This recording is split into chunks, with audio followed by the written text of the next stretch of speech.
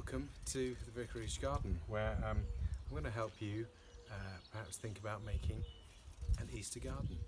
This is something that I used to really enjoy doing as a child, so maybe it's something that we can all do again as families are gathered together in their homes. So all you need to do is to, first of all, get yourself a container of some kind. This is just a seed tray that I happen to have lying around, but a cardboard box would probably do. And you can just begin to fill it with a little soil or some garden compost or something like that.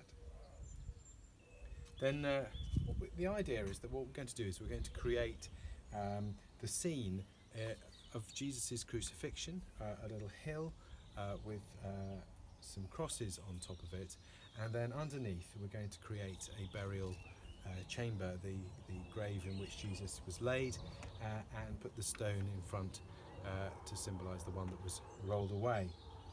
So to start with, we're going to create that burial chamber using a discarded plastic plant pot here, which we'll just tuck into the soil just here. And then I've found a couple of large stones which I dug up from the garden. You might be able to find something similar, just to kind of wedge the pot in place, just to hold it firmly. And then behind that, we're going to build up some of the soil so that we can create our hill. So I've got a bit more garden compost here. So I'm just going to start putting that around the stones at the back, firming it into place, and we'll build up a small mound on top of the pot. A little bit more. That's great. So I think you can see that we've got a little bit of a hill going on here. So the next thing that we need to do is we need to think about those crosses. And now what I've done is I've taken a couple of sticks, a long and short. I've made a little notch, hopefully you can see that, in each of the sticks so that I can join them together face to face and that they are sort of more easily fitted together. And then I've bound them either with tape or with string just to hold that in place.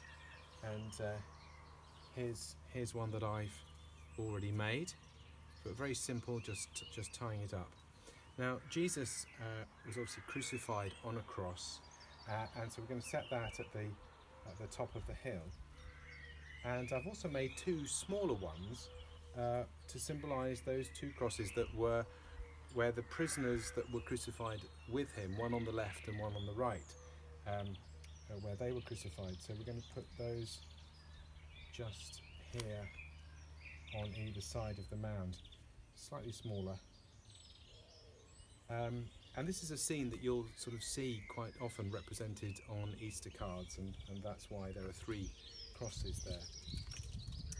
Now, obviously gardens are full of plants and flowers, and I've managed to find some primulas and violets that have been sort of growing self-seeded, which I've dug up from the garden, and I'm going to plant some of those in the garden as well.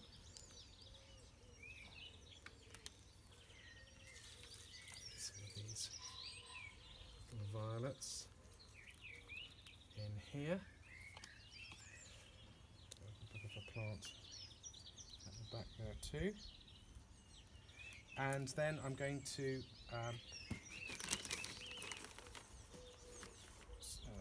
put those, a little bit of soil on those, just keep them nicely firmed in place as well.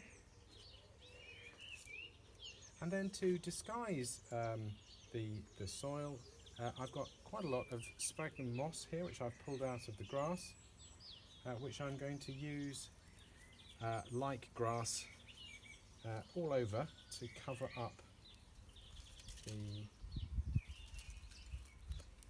soil that we've put over the top, and that'll just create a nice green effect all over the garden, like a green hill with a crucifixion, and help disguise the plant pot. So there we go. Now we need to finish off our scene. Jesus, when he was buried in a shroud, and so I've got a nice clean little tissue here which we can use to symbolise the shroud, which we put in there, and then we're going to seal the tomb with a stone. Well, I've got a rather nice round stone here, which would just do the job and sort of fill that gap. But actually, if you don't have one of those, then just a bit of cardboard. Here's a Amazon package which I've cut up and cut out, and we'll just stick that in place to symbolise that round stone. And there you, just to sort of finish it off, I've got a little bit of gravel just to kind of make a little path where the women will come on Easter morning to find out and finish the job of putting Jesus' body away in the tomb. So there we have our little Easter garden.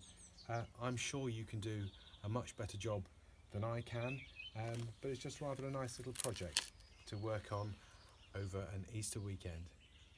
God bless you. Goodbye.